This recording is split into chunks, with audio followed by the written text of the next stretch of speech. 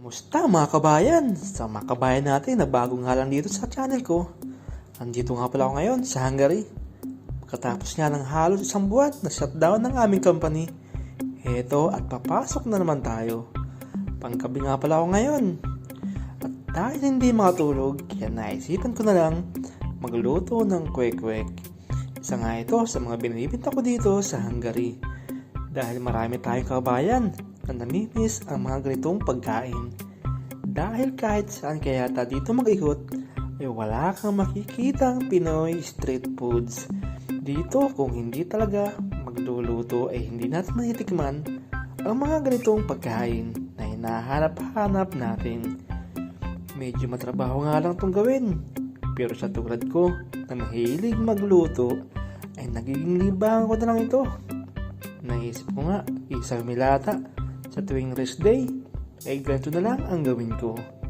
Hindi man ganun kalaki ang kita, pero ang sa akin lang, masalo lang ang pang grocery ko, ay goods na ako. Sa ngayon nga, ay medyo minamadali ko na matapos ito para sa ganun, makatulog pa ako. Share ko nga lang pala, may mga nagko-comment sa vlog natin, bakit daw nagluluto pa ako? Malaki naman daw ang sahod dito. Natawa na nga lang ako sa comment ni kabayan. Kung alam niya lang, halos malaki pa sinasahod ko nung ako ay nasa Taiwan. Sa laki ng tax dito, iwan ko na lang kung di ka umaray. Sabayan pa ng paghina ng aming company, kaya kung hindi ka talaga didiskarte, wala talaga mangyayari.